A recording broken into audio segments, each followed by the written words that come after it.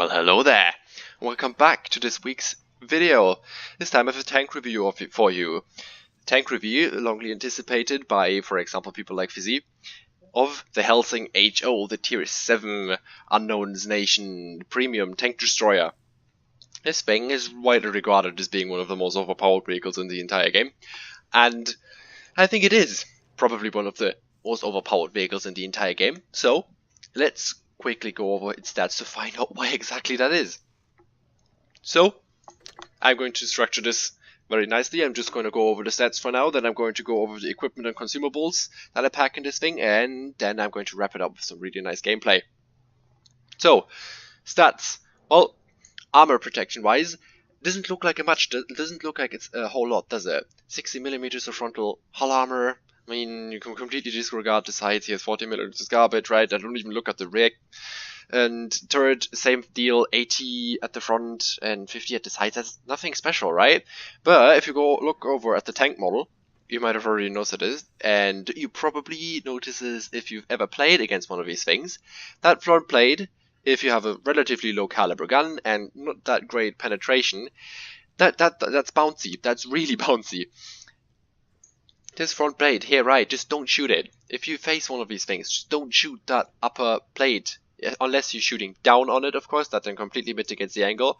But if you're looking at this front on, you should either try to get the lower plate of this thing, which is really hard because it is, as you can see, tiny and really low down on the ground. Or try to go for this side bar, it is the upper bar here, because again, that doesn't have the angle and is relatively easy to penetrate. But by the time you see one of these things popping around the corner, you should probably try to shoot at the turret. Although that is also not 100% bet of penetrating. These 80mm of turret armor may not sound like a lot, but there's some bouncy angles on this thing. I mean, a gun manner is always bouncy, but I mean, look at these sharp edges here. There's going to be a lot of tanks. Like, look at that, for example. That edge right here. If you hit that front on, you're going to bounce. So the armor doesn't look like a lot, but it is trollish as all hell. You don't want to be just willy-nilly shooting at the front of one of these vehicles. You're just going to bounce off. So, armor is, I consider it to be trollish. It's not great. It is not reliable. It is definitely nothing you should rely on in the last 30 seconds of the game to bait a shot from somebody. It is trollish at best, but it's really, really good at that. It can bounce some ludicrous shells from vehicles you don't expect to. So, maneuverability. Maybe it balances this out with some really terrible speed. No, it doesn't. 60 km/h top speed limit. This thing is quick. This thing is really quick. In fact, the only thing that is kind of holding it back is the turret traverse speed and the traverse speed itself, because those are both tank destroyer style. They are really slow, and you definitely have to play around that with playing this thing, with preemptively turning the vehicle, for example, and preemptively moving your reticle to the sides to move the turret where you want it to be before you have to fire at something, because it is just that slow. You just have to kind of learn to play around that. Other than that, the maneuverability of this thing I'd rate it as being really, really good, seeing as you have some really nice top speed limits and some great power to weight ratio to get you up to that top speed limit. So you can get around really quickly in this thing, especially if you make a beeline for it and just drive forwards. So maybe the gun is terrible. Yeah, no, it's not. It's just not. I mean, aim time is mediocre. I'm going to admit it. I'm the first one to admit that it is not the greatest, but it is also definitely not the worst. The dispersion is fine completely, right? And the shell damage, I mean, it doesn't look like much, right? 200 alpha damage doesn't sound like a lot, does it? But if you regard the fact that this thing has an autoloader, in fact a very special autoloader with 2 shells in the magazine that fire automatically with a 0.25 second delay in between, you have, for all intents and purposes, 400 alpha damage on this vehicle, which is just brutal, seeing as you have a disgusting rate of fire of 13 times,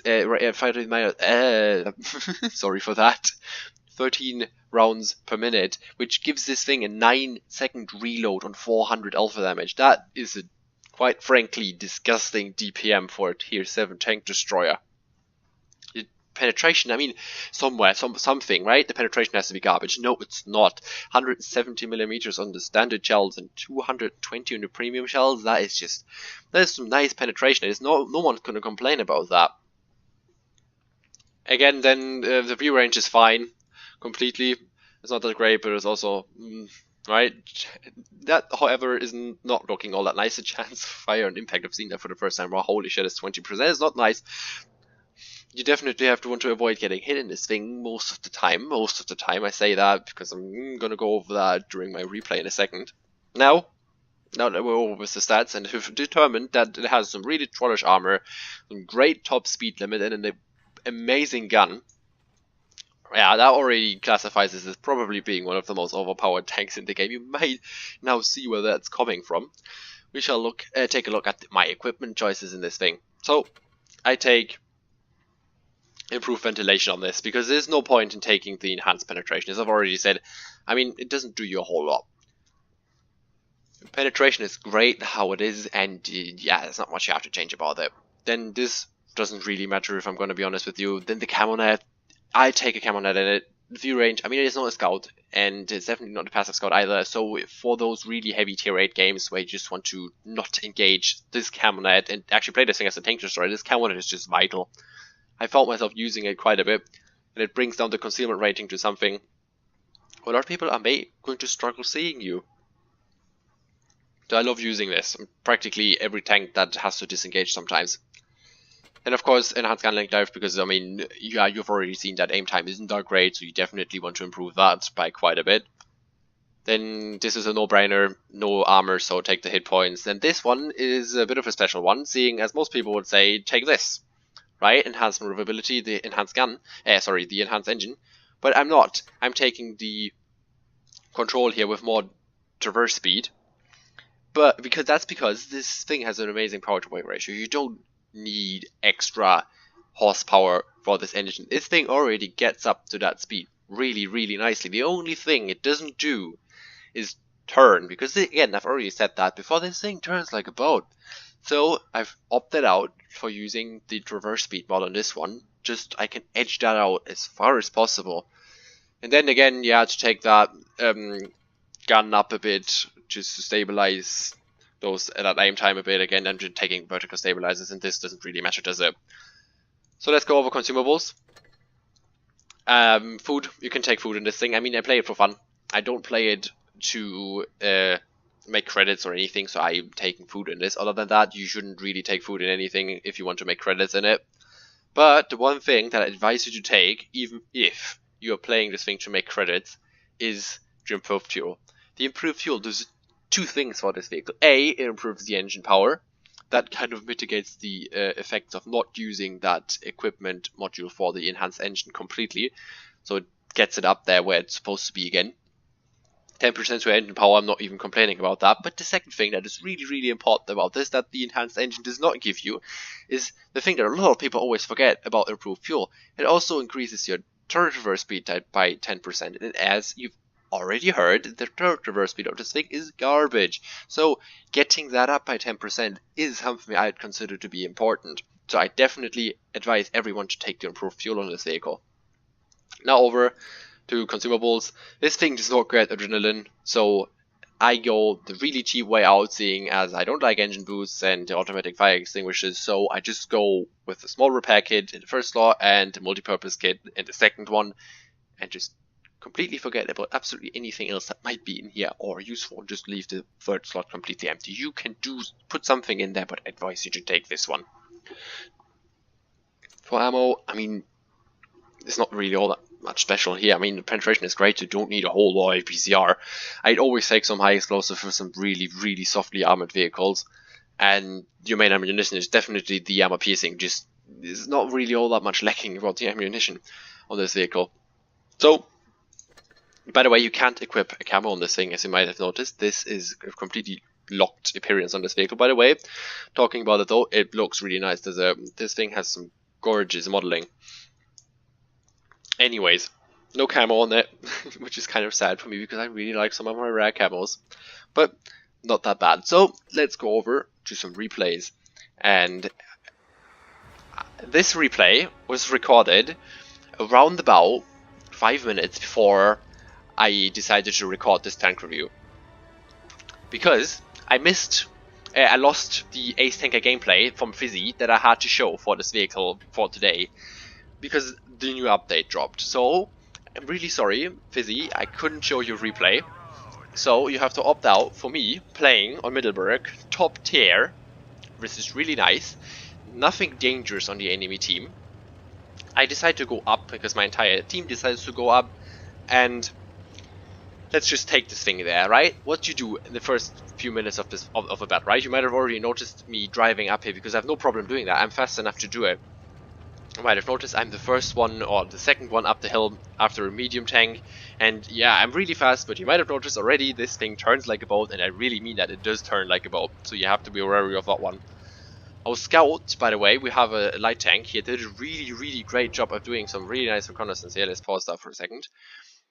See, I'm moving into a very aggressive spot right now, right? This is practically almost guaranteed to get you shot in most games, but I know there's nobody going to be up here, seeing as we have a medium tank right there that practically spotted out the entire valley already. There's nothing there, but to be 100% sure, I also see that this T-37 here in the middle, which by the way, it's a spot I definitely have to utilize in some of my light tanks if I ever play a light tank on this map again, because oh my god, he managed to spot the entire enemy team that decided to go into the town, right? And now we know that because of that little light tank a lot quicker. We found that out a lot quicker than we would have in any other circumstance. So props to that light.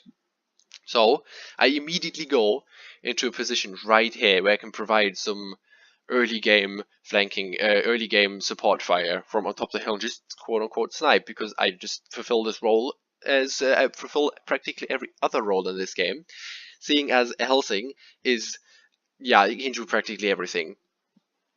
Is the only thing that I'd say this thing can't do is a nice light tank roll or a heavy tank roll. It's the only things this thing just, oh my god, Discord.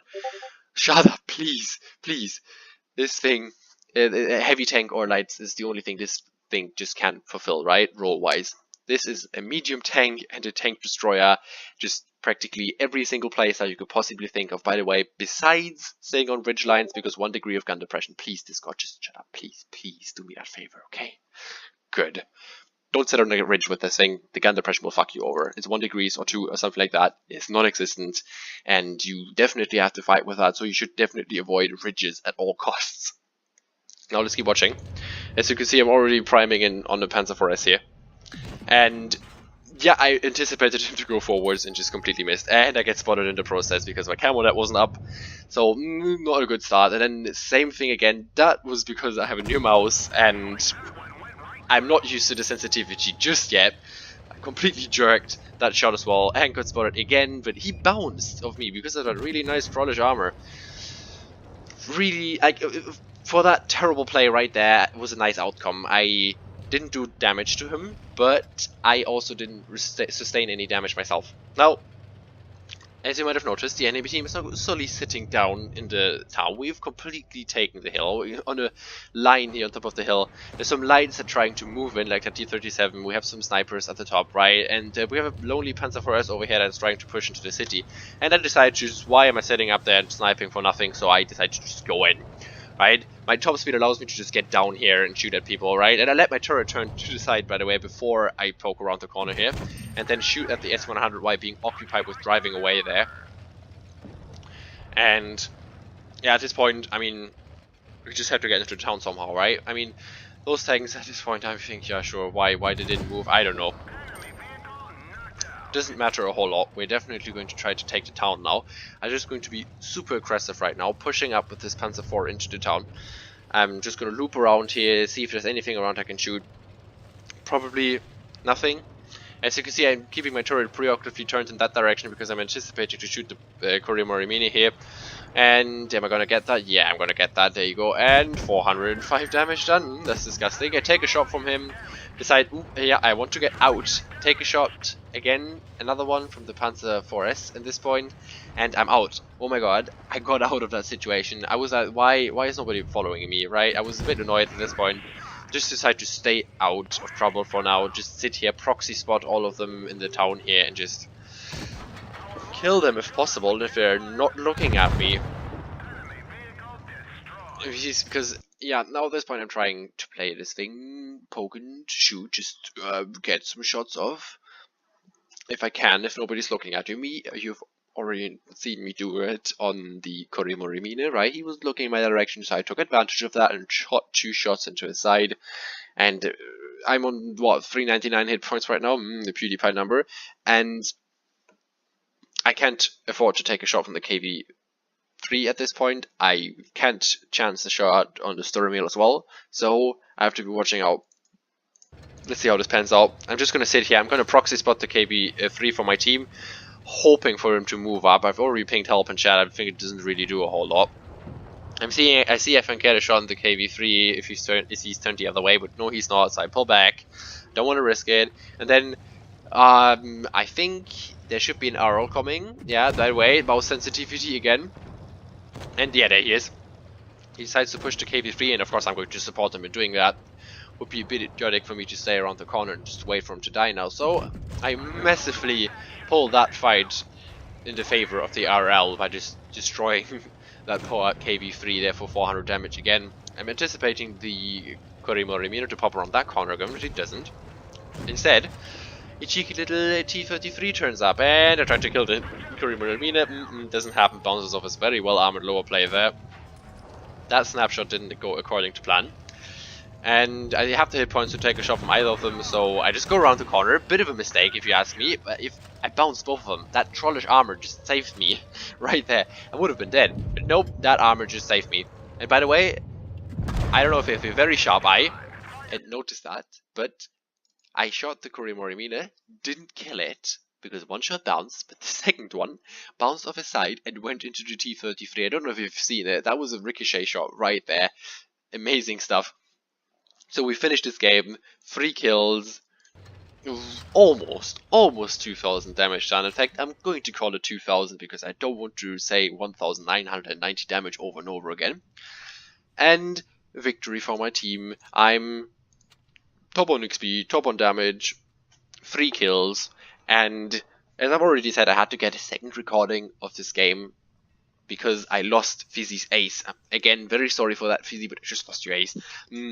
Wasn't all that great, right? So I had to record another game, and I got it in 3 games. I did play 3 games in this thing, did over 2000 damage. 2 of them, almost 2000 damage in this one, and I decided to go with this one. This just tells you how good this vehicle is. You can just jump in and get some great games in, just like that. So if you can get your hands on one, then you should definitely do, because it is an amazing vehicle.